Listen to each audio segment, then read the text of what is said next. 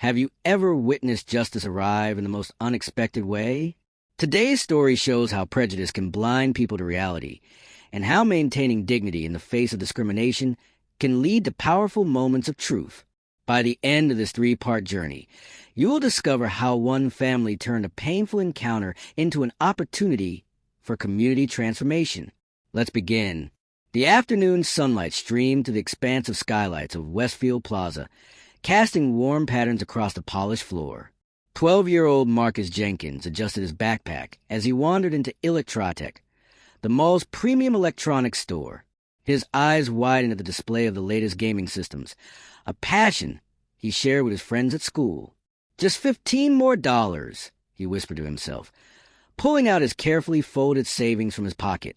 For 3 months, Marcus had been saving his allowance for the new Cosmic Defenders game. Today was reconnaissance, checking if the store had it in stock before making his purchase next week when his birthday money would complete his savings. Marcus approached the glass case containing the newest releases, his reflection showing a young black boy in a simple hoodie and jeans, hair cut close in a neat fade his uncle had given him last weekend. He hadn't noticed the store manager, Richard Blanchard, watching him from the moment he entered. "Can I help you find something?" The voice came sharp and sudden, making Marcus jump slightly. "No, thank you, sir. I'm just looking at the games," Marcus replied politely, the way his mother had taught him to speak to adults. Richard crossed his arms, his badge gleaming under the store lights. "This isn't a library, kid. Are you planning to buy something today?" The shift in tone wasn't subtle. 2 white teenagers nearby were handling expensive headphones without any staff attention, but Richard had positioned himself barely 3 feet from Marcus. "Not today, sir. I'm saving up for Cosmic Defenders. I wanted to see if you had it in stock." Marcus kept his voice steady, although his heart had begun to beat faster. "Right." Richard's voice dripped with skepticism. "Mind showing me what's in your backpack?" The store fell quiet. Several customers glanced over, then quickly looked away. Marcus felt heat rising to his face, not from guilt, but from the familiar sting of being singled out. "I didn't take anything, sir," Marcus said, his voice softer now. "I just came to look." "Store policy," Richard insisted, extending his hand. "Random security checks." Marcus knew enough about random to understand what was happening. His mother, Diana Jenkins, had prepared him for moments like this, though the preparation never dulled the pain. With steady hands, he unzipped his backpack. "Marcus? Everything okay, honey?" The voice belonged to Mrs. Rodriguez, who owned the small bookstore across from Electrotech. She had known Marcus since he was a toddler, watching him grow up as he visited the mall with his mother over the years. "This doesn't concern you," Richard said curtly, not taking his eyes off Marcus. "Just a standard security procedure." Mrs. Rodriguez's eyes narrowed. "I've shopped here for 6 years and never once seen a standard security procedure conducted in the middle of the store floor." Richard's face flushed. "Ma'am, please let me do my job." By now, a small crowd had formed. Among them was Kevin Chun, assistant manager at the mall's administration office. His face showed recognition, then alarm, as he realized who was being subjected to this public inspection. "Marcus, your mother is in the food court." "I just saw her," Kevin said, approaching carefully. "Maybe I should call her?" "No need," Richard interjected. "This will only take a minute, if the kid cooperates." But Kevin was already texting, his fingers flying across his phone screen. Marcus stood still, dignity wrapped around him like armor. His mother had always told him, "Your worth isn't determined by how others treat you, but by how you respond to treatment." So he breathed slowly, remembering his mother's words, even as humiliation threatened to overwhelm him. Inside his backpack were precisely what you'd expect. School books, a half-eaten sandwich wrapped in foil, a water bottle, and a small notebook where he kept track of his savings. No stolen merchandise. No reason for suspicion except the prejudice that had followed him since he was old enough to enter stores without his mother. Satisfied, Marcus asked quietly when Richard had rifled through everything. Before Richard could respond, the distinctive click of heels against marble flooring approached. The crowd parted, and Diana Jenkins appeared, elegant in her tailored navy suit, ID badge still hanging around her neck. At 42, Diana carried herself with the confidence of someone who had faced barriers and dismantled them one by one. "What's happening here?" Her voice was calm, but carried the weight of authority that made several people stand straighter. Richard's expression shifted to something more professional. "Just a routine security check, ma'am." "In the middle of the store floor? With my son." Diana's gaze was unwavering.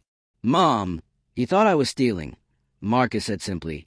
Diana placed a protective hand on her son's shoulder. "And what led you to suspect my son, mister?" She glanced at his name badge. "Mr. Blanchard?" Richard cleared his throat.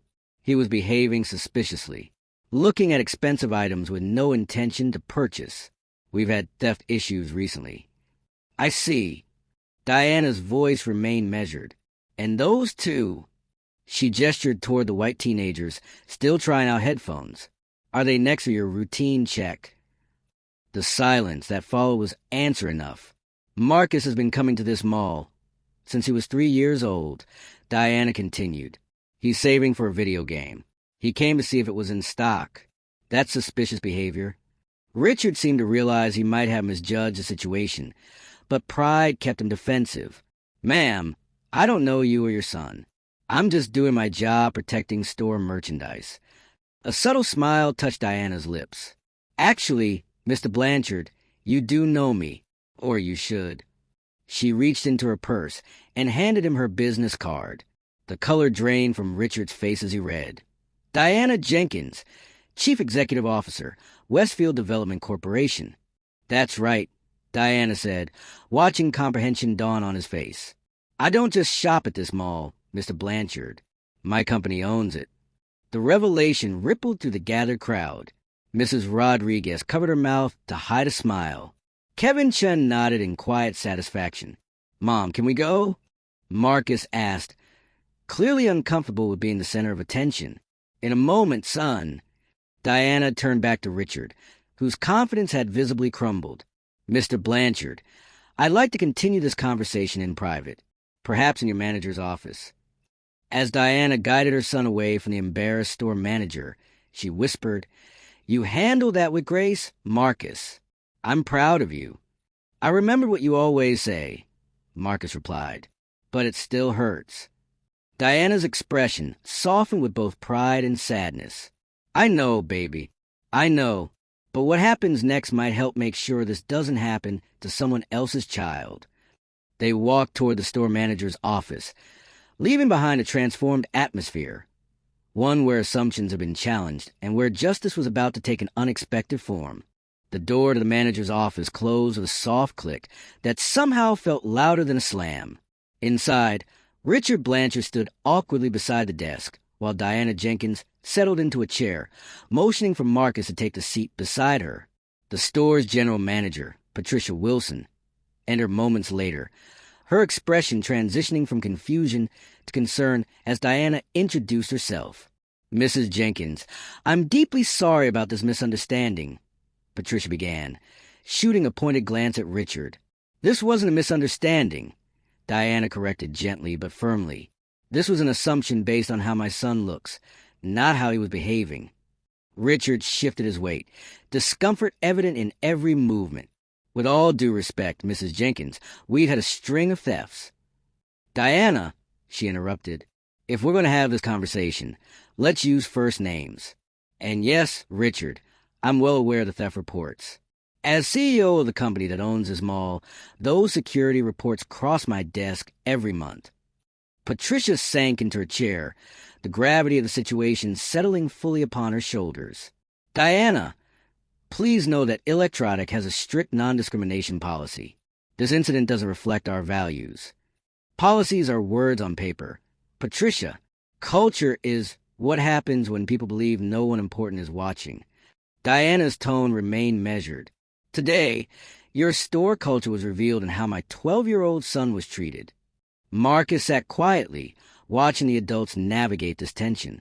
Despite his youth, he recognized the careful balance his mother maintained, assertive enough to demand justice, but controlled enough to be heard. This wasn't her first such conversation. It probably wouldn't be her last. I don't believe I was discriminating, Richard insisted, though his voice lacked conviction. I was doing my job. Diana leaned forward slightly. Tell me something honestly, Richard. How many customers did you stop for random security checks today before my son? The silence that followed was answer enough. None, Richard finally admitted. And would you have approached a 12-year-old white boy examining video games the same way? Richard opened his mouth, then closed it. After a moment, he said, I'd like to think I would, but I don't know. Diana nodded, appreciating the honesty even if the answer pained her. That recognition is actually a start.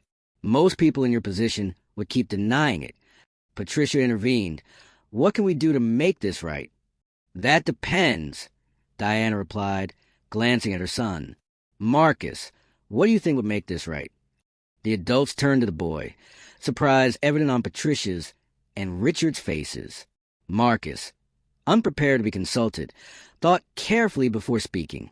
I don't want Mr. Blanchard to lose his job, he began, his voice stronger than he expected. But I'm probably not the first kid this has happened to. I'm just the first whose mom owns the place.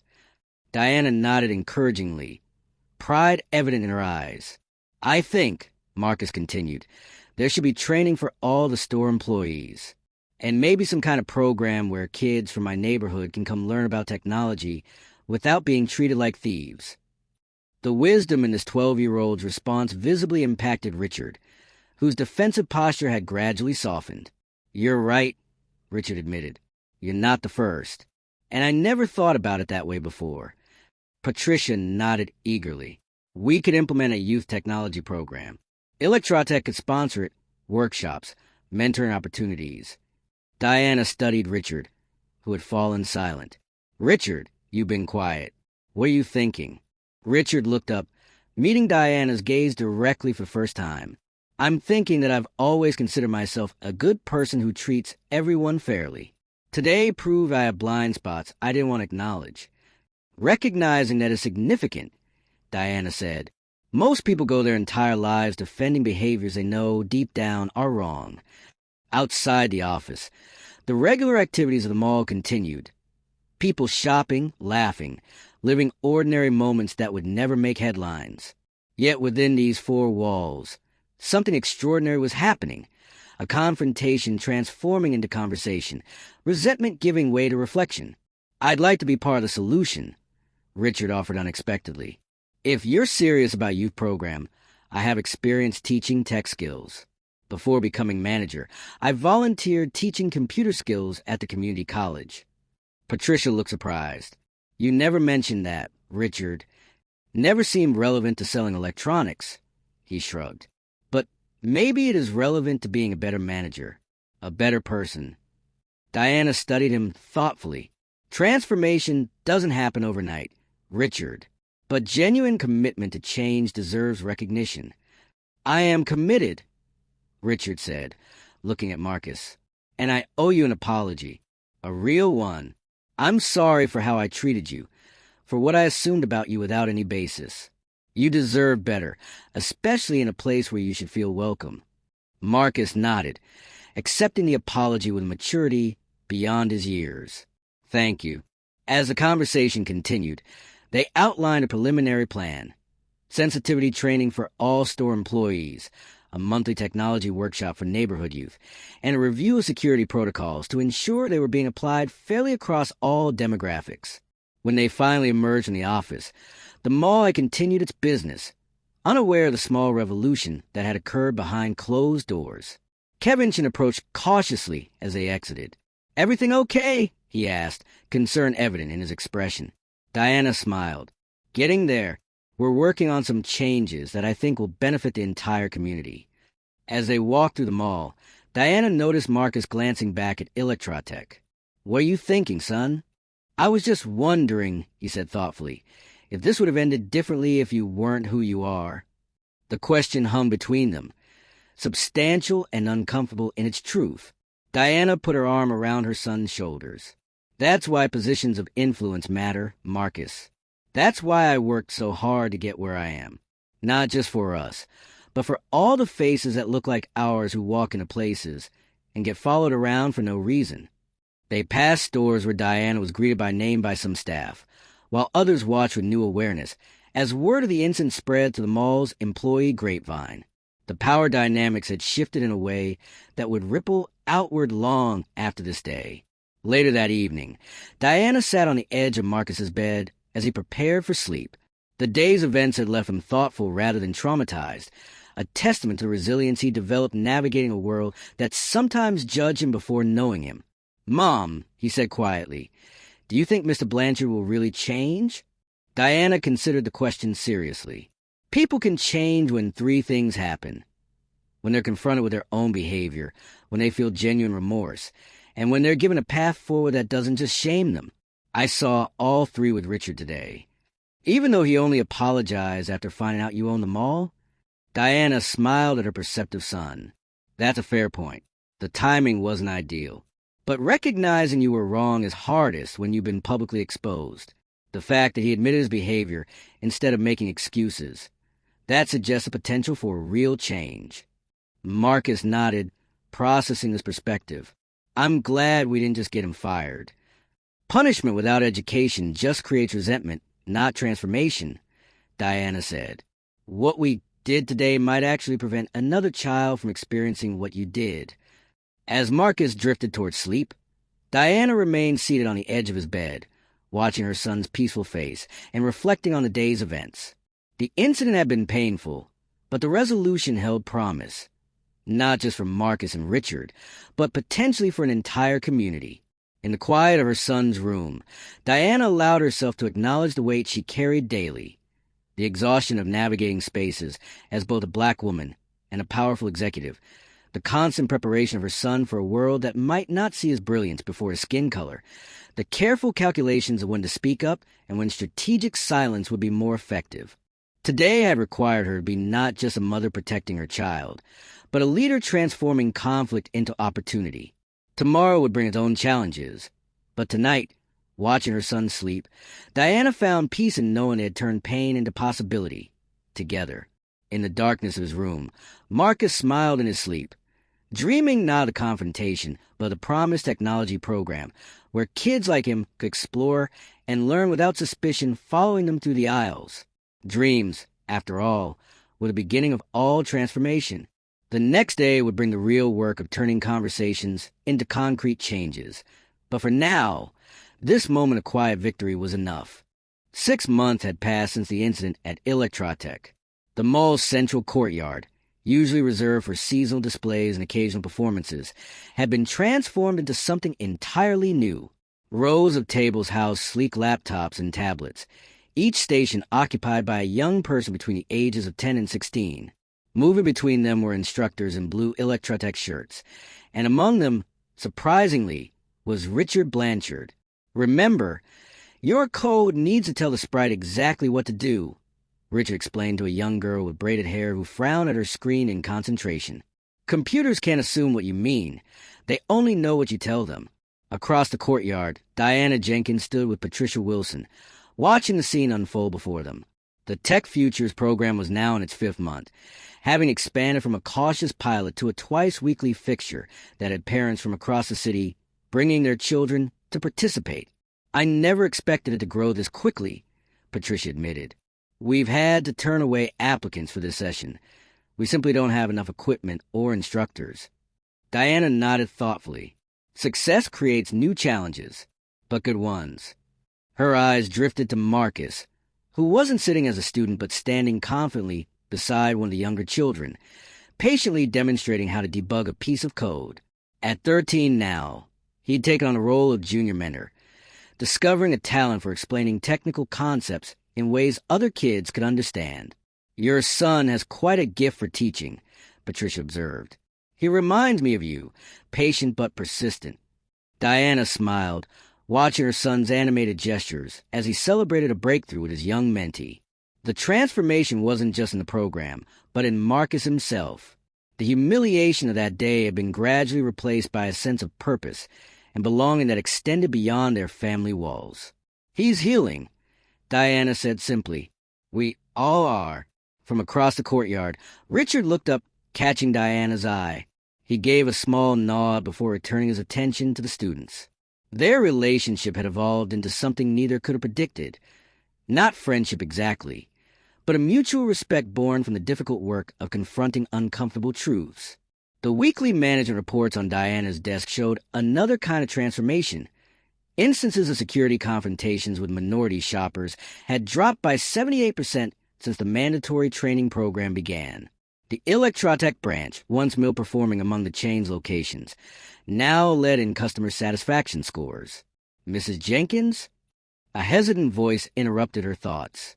Diana turned to find a woman in her early 30s standing nearby, a boy about Marcus's age hovering at her side. "I'm Tanisha Moore," the woman continued. "This is my son, Jamal. He's been coming to the Tech Futures program for 3 months now." Diana extended her hand warmly. "It's wonderful to meet you both. Are you enjoying the program, Jamal?" The boy nodded earnestly. "Yes, ma'am. I built a whole website last week about space exploration." He hasn't stopped talking about it, Tanisha added with a pride-filled smile. "But I want to thank you personally. Before this program, well, Jamal wouldn't even come to the mall with me anymore." Diana's expression shifted to one of quiet understanding. "May I ask why?" Tanisha glanced at her son, who looked down at his sneakers. He was accused of shoplifting in one of the stores last year. Security emptied his backpack in front of everyone. He hadn't taken anything. The familiar story landed like a weight on Diana's heart. A reminder that Marcus's experience wasn't isolated, but part of a pattern affecting countless children. After that, he just refused to come here. Tanisha continued. But when his science teacher mentioned this program, she gestured to the courtyard full of engaged young people. Now he begs to come twice a week. Diana reached out, briefly touching Tanisha's arm. "Thank you for telling me this. This is exactly why we created the program." After Tanisha and Jamal moved on to join the session, Patricia shook her head in wonder. One incident, one conversation that could have ended with simply firing Richard, and look at what's grown from instead.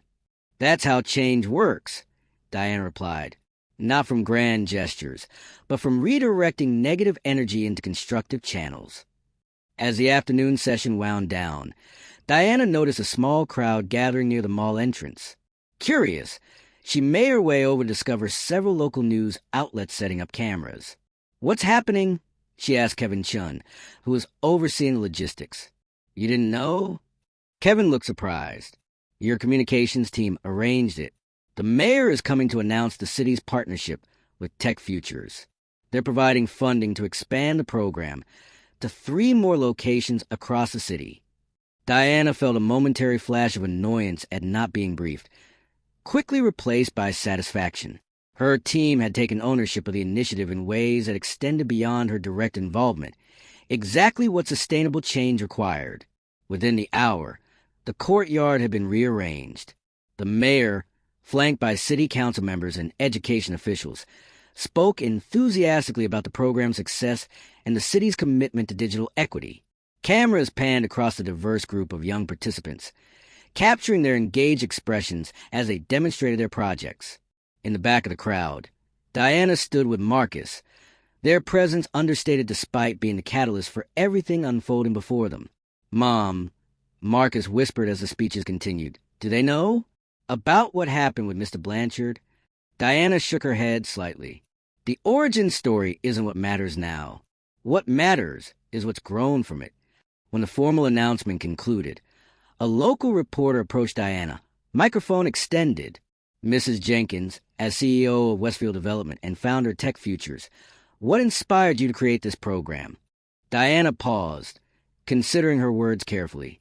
She could see Richard standing nearby, their eyes meeting briefly in shared recognition of the journey that had brought them here. Tech Futures was born from a recognition that access isn't just about physical space, she began. It's about creating environments where young people feel value for their curiosity and potential, not judged by assumptions and stereotypes. Every child deserves to walk into any space and be seen for who they truly are and who they might become. Later that evening, as the cleaning crew moved through the emptied courtyard, Richard found Diana collecting the last of her paperwork from the event.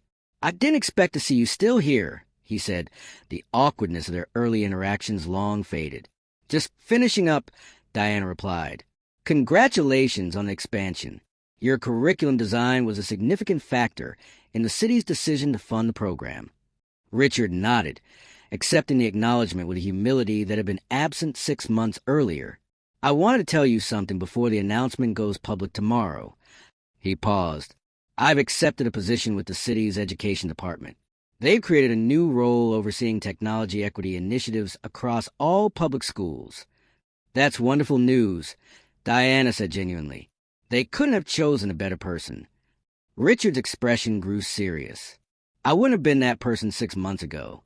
I want you to know that I understand the gift I was given that day. When you had every right to demand my termination, you chose transformation instead." "Not just me," Diana corrected gently. "Marcus made that choice too." "I know.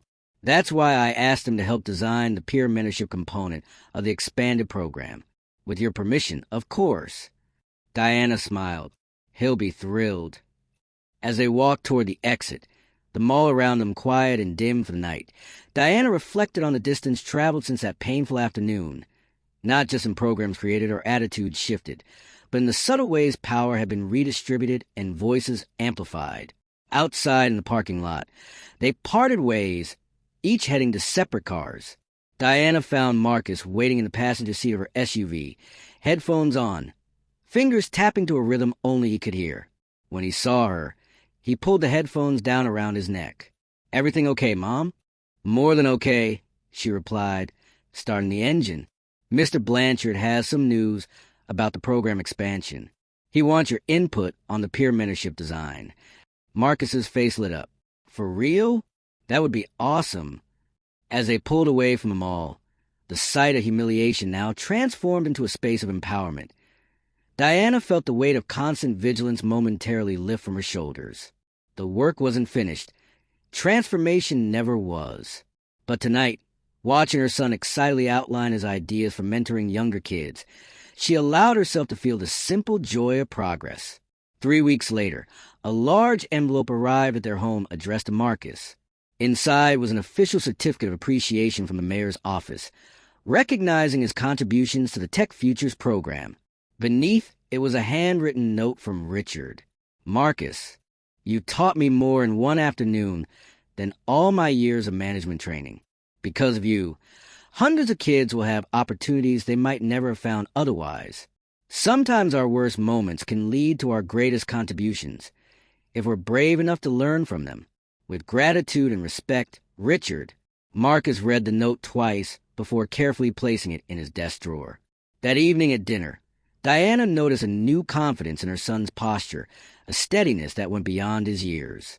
"You know," Marcus said thoughtfully as they cleared the dishes, "I've been thinking about what happened at the mall." "What about it?" Diana asked.